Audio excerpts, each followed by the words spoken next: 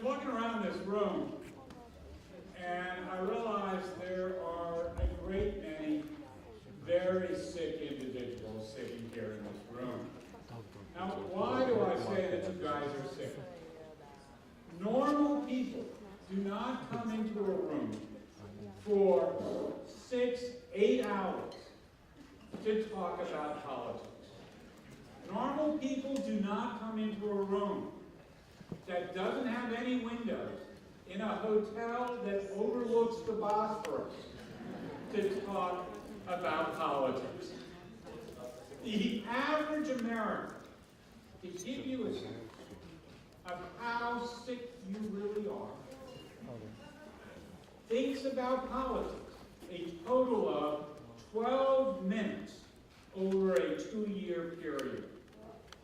Now, I don't know what the average Turkish voter, how much they think about politics. But even if it's twice as much as the average American, that's still 25 minutes over the course of a 2-year period. So that means it's a minute per month. Think about it. And all of you guys are here for 6 to 8 hours. This is a problem for you. Because you who are sick have to communicate to those people who are really quite normal. And the problem is those that are sick have a tendency to begin talking in terms of policy. Nobody wakes up in the morning and thinks about policy. They're usual. If people thought about policy, there would be policy, long pieces of policy as in the newspapers. No, what do they have? They have sports. Because that's what people want to read, and that's what they think about. They think about soccer, football. The other thing that politicians tend to think about, people in your room, is process.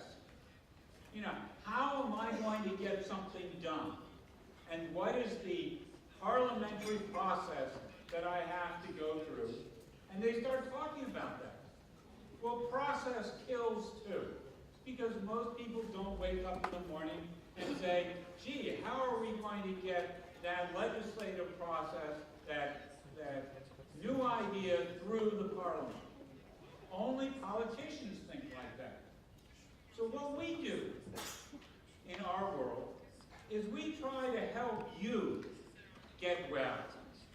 And how do we do that? We get well by creating messaging. Words, phrases, language that help you and your campaign colleagues, as well as in the corporate community, communicate to your target audience. And with that, Joannie Braden is going to talk a little bit about messaging, and then we'll talk a bit about research and communication. Attempting to describe vanilla ice cream to someone who's never had vanilla ice cream, it's sometimes easier to talk about what it is not rather than what it is, at least to get a feeling for what it is. And the same is true about messaging. It's one of the most misunderstood concepts in politics, and yet it is essential, and it really forms the core of every campaign. So messaging is not a slogan.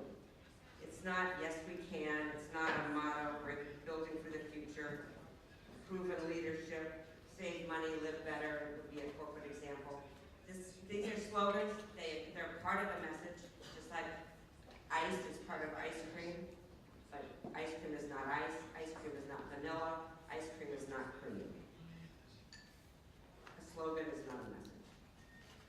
A tactic or a strategy is not a message.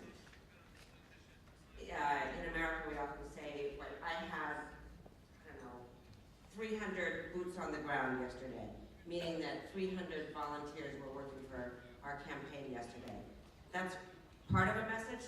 It shows support, but that is not a message. I covered all the African American neighborhoods last week. Great, not a message. It's a tactic. We're in a corporate sense, you could say we have 1,000 outlets worldwide. Again, it demonstrates that you don't have a message. It's not a message. It's a strategy. It's a tactic. A message is not a biography. Your experience, a candidate's experience, a candidate's background, the things that a candidate cares about. These are all incorporated into a candidate's message, but they are not in itself a message. A biography is not a message. An issue or a policy is not a message.